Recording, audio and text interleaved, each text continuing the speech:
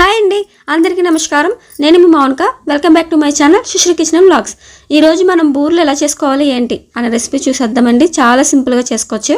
దీనికి కావాల్సింది ఒక గ్లాస్ మినప్పప్పు తీసుకొని దానికి హాఫ్ గ్లాసు రైసు రెండు నానబెట్టేసుకొని గ్రైండర్లో వేసుకొని మెత్తగా పిండి చేసేసుకోవాలండి. కొంచెం పలచగా మరీ కాదు, మీకు వీడియో క్లిప్లో చూపిస్తున్నట్టుగా చూపిస్తే బెల్లం పాకం అనేది కొంచెం వడపోసుకొని ఆ తోపులో కలుపుకొని అందులో ఉన్న డస్ట్ అది కూడా పోతుంది కదా, అందుకని చెప్పి ఈ బెల్లం తోపు ఏంటంటే ఈ పిండి తోపులో బెల్లం పాకం వేస్తేనే మనకి బూర్లు పాడవకుండా బాగా వస్తాయి. బెల్లంతో కలిపితే ఏంటంటే అంతగా వస్తాయి, కాకపోతే ఏంటంటే త్వరగా పాడైపోతాయి. అందుకని చెప్పి పాకం ఎత్తి చేస్తే తోసిపోతుంది. మీకు మళ్ళీ ఇంకో టిప్ ఏంటంటే నూనె పీల్చుకుంటా కొంచెం గట్టిగా రావటం, మెత్తగా కాదు క్రిస్పీగా రావటం కోసం కూడా మనం కొంచెం కరాచీ నూక వేసుకుంటే బియ్యం తోపులో ఈ పిండి కలిపాం కదండి, ఆ బూరెల తోపులో కొంచెం కరాచీ నూక కూడా వేసుకుంటే చాలా అంటే చాలా బాగా వస్తాయి. బూరెలు గట్టిగా వచ్చేస్తాయి, మనకు మెత్తగానే వస్తాయండి. దీనికి పూర్ణం కావాలి కదండి, దానికి శనగపప్పుని ఫస్ట్ ఉడకపెట్టేసుకోండి. అది కొంచెం ఒక 5-6 గంటలు ముందుగా నానబెట్టేసుకున్న తర్వాత దీన్ని మిక్సీలో అయితే వేయద్దండి. ఉడికిన తర్వాత చాలామంది చేసే మిస్టేక్ ఏంటంటే శనగపప్పుని ఉడకదు కదా అన్నట్టుగా కొంచెం ఉడికించేసి దాన్ని మిక్సీలో వేసేసి తర్వాత బెల్లం వేసి ఉడకపెడతారు. అలా అస్సలు చేయకండి. ఎంతైనా సరే మంట మీద ఉడకపెట్టండి. కొంచెం ఉడికిపోతుంది కదా, మనకి పప్పు ఇలా పట్టుకోగానే మెత్తగా అయిపోయినప్పుడు ఆ స్టేజ్లో ఉన్నప్పుడు దాన్ని ఆ పప్పుని మెత్తగా చూసారు కదా వీడియో క్లిప్లో చూపిస్తున్నట్టుగా మెత్తగా చేసేసుకున్న తర్వాత కొంచెం గింజగా ఉన్న ప్రాబ్లం ఉండదండి. అది బెల్లం వేసేసి నేను 1/4 కేజీ పప్పు తీసుకున్నాను, దాంట్లోకి ఒక 1/4 కేజీలో సగం అంటే సుమారు ఒక 150 గ్రాములు బెల్లం తీసుకొని వేసుకున్నాను. మీకు కప్పుల లెక్కలో చెప్పాలంటే ఒక 1/2 కప్ బెల్లం వేసుకుంటే సరిపోతుంది. మరీ ఎక్కువ తీపైనా బాగుండదు కదా మనం ఎక్కువ తినడానికి. కాబట్టి దీంట్లోకి ఒక 1/2 కప్ బెల్లం వేసేసుకొని వాటర్ ఏమీ అవసరం లేదండి. ఆ 1/2 కప్ బెల్లం వేసేసిన తర్వాత మొత్తం కలుపుతూ ఉంటే అది కొంచెం గట్టి పడుతుంది. ఆ బెల్లం పాకంతో మొత్తం దాన్ని మళ్ళీ వాటర్ కానీ వేసామంటే మన పేస్ట్ కింద అయిపోతుంది. అస్సలు పూర్ణాలు అన్నది బాగా రాదు. ఆ పూర్ణం బాగా రావాలంటే చిన్న టిప్స్ ఫాలో అవ్వండి. శనగపప్పు అనేది అయితే మాత్రం మిక్సీలో వేయకుండానే మంటపైనే ఉడికించండి. మంటపై ఉడికించేసిన తర్వాత దాన్ని పప్పు గుత్తుతోటి అయితే నలిపేసి బెల్లం వేసి కలిపిన తర్వాత కొంచెం ఇలాచి వేసుకోండి. అదిగోండి మనకు వీడియోలో చూపిస్తున్నట్టుగా ఆ కన్సిస్టెన్సీలో గట్టిగా వస్తే సరిపోతుంది. మీరేం ఎక్కువగా చేయాల్సిన పని అయితే లేదు. కొంచెం గట్టి పడుతుంది, పూర్ణం కూడా బాగా వస్తుంది. ఉండలు కూడా మనకి మధ్యలో పప్పు అనేది కొంచెం కనిపిస్తూ ఉంటుంది. అదేం పంట కింద నలిగిపోతుందండి. టేస్ట్ అయితే చాలా బాగా వస్తుంది ఇలా చేస్తే. మనం లేదు మిక్సీలో వేసుకున్నది అయితే నాకైతే నచ్చదు. మీకేమైనా ఇష్టమో అనుకుంటే మీరు మిక్సీలో వేసుకొని కూడా చేసుకోవచ్చు. కానీ మిక్సీలో వేసిన దానికంటే కూడా ఇలా ఒకసారి ట్రై చేయండి. పూర్ణం బూరెలు అయితే చాలా బాగా వస్తాయి.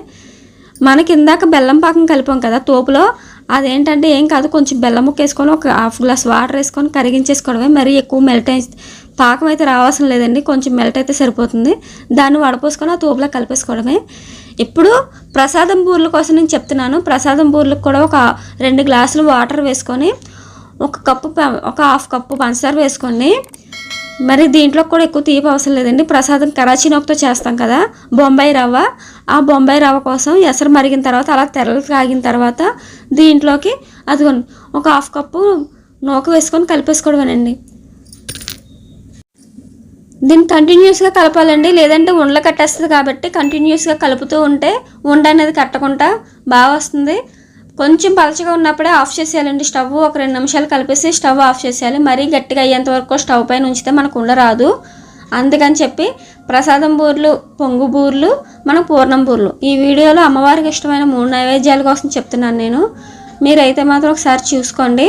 చాలా అంటే చాలా ఈజీగా చేసేసుకోవచ్చు.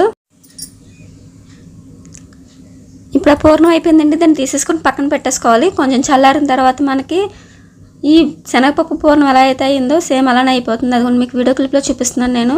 శనగపప్పు పూర్ణం చూసారు కదా, అసలు దేనికి అంటుకోకుండా ఎంత బాగా వచ్చేస్తుందో. లేదంటే మీరు కుక్కర్లో కూడా విజిల్స్ వేయించవచ్చండి. ఒక 4-5 విజిల్స్ వేయించారంటే శనగపప్పు చక్కగా మెల్ట్ అయిపోతుంది. తర్వాత దాంట్లో బెల్లం వేసేసుకొని కొంచెం మెత్తగా ఈ పప్పు గుత్తి ఉంటుంది కదా దాంతో చేసేసుకొని మనం బెల్లం వేసేసుకొని కూడా పూర్ణం చేసేసుకోవచ్చు. కొంచెం నెయ్యి వేసుకోండి. పూర్ణంలో కొంచెం నెయ్యి వేసి చేస్తే చేతులకు కూడా అంటుకోదు, టేస్ట్ కూడా చాలా బాగా వస్తుంది. కొంచెం నెయ్యి వేసుకొని అదిగోండి మీకైతే చూసారా ఎంత గట్టిగా వచ్చింది. అసలు వాటర్ అనేది ఎక్కడ లేకుండా మనకి మెత్తగానే కనిపిస్తుంది చూసారా. ఆ విధంగా వస్తే మనకి పర్ఫెక్ట్గా పూర్ణం వచ్చేసినట్టు.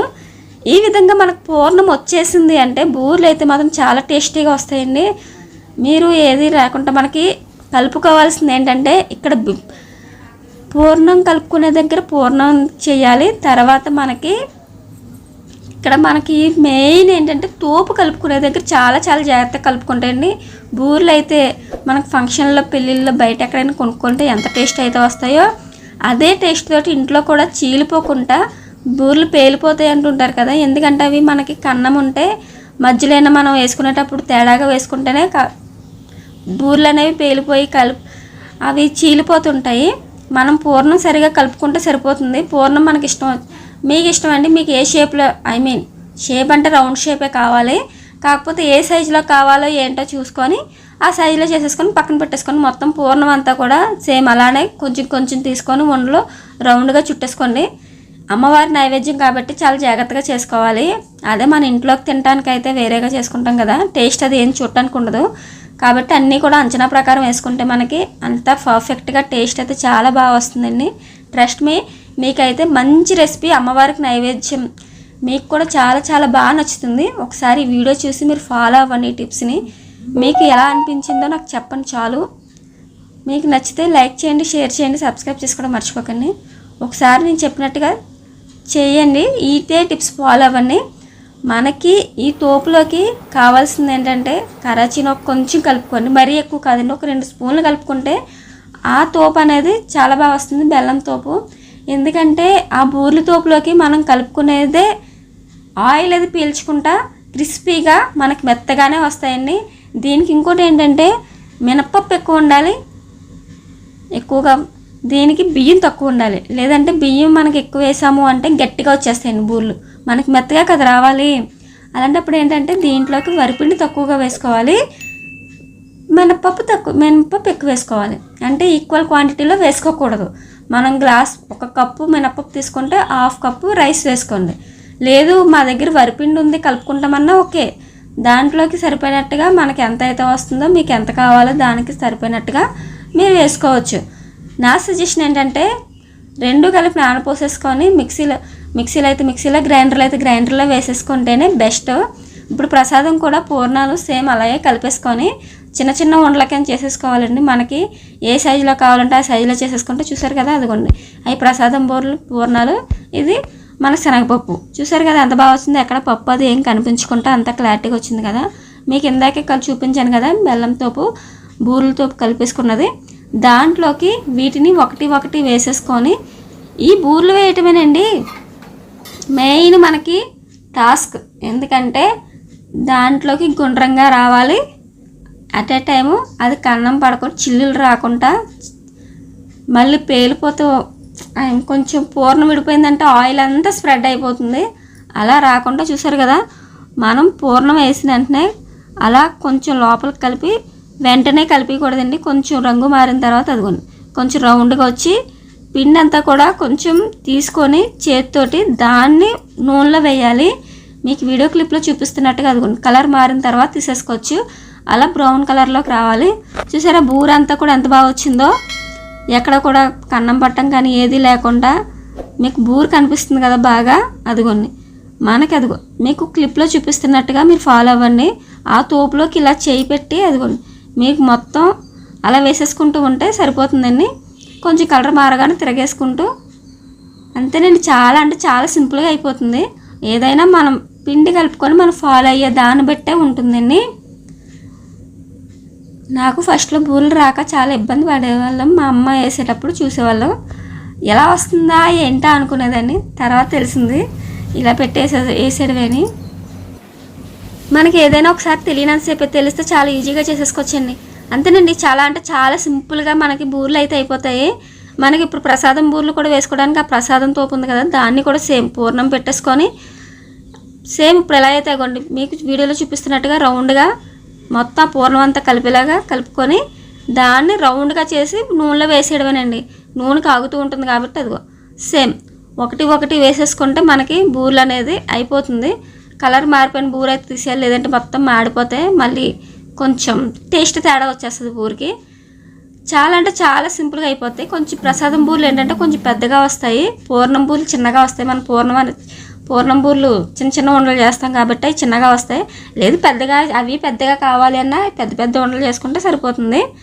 మన ఇంట్లో ఉండే జనాలు మన పనిని బట్టి చేసుకోవాలి. అమ్మవారి నైవేద్యం కాబట్టి సింపుల్గా చేసేయాలి కాబట్టి, ఎందుకంటే ఒక రకంతో చేయం కదా, చాలా రకాలు చేస్తాం, ఒక 5-6 రకాలు చేస్తాం కాబట్టి చెప్తున్నా. ఇప్పుడు ప్రసాదం బూర్లు అయిపోయి ఇప్పుడు పొంగు బూర్లు వేస్తానండి. పొంగు బూర్లు అంటే ఏమీ లేదు, దాంట్లో ఏ పూర్ణం లేకుండా జస్ట్ రౌండ్గా ఉండ చుట్టేదిగోండి మీకు చూపిస్తాను చూసారా, అలా వేసేస్తే సరిపోతుంది. అదైతే ఆయిల్లో తేలిపోతే మీకు చాలా ఈజీగా అయిపోతున్నాయండి. ప్రసాదం బూర్లు, పొంగు బూర్లు ఇవన్నీ ఒకే పిండితోటి 3 రకాలుగా 3 నైవేద్యాలు అమ్మవారికి అయిపోతాయి.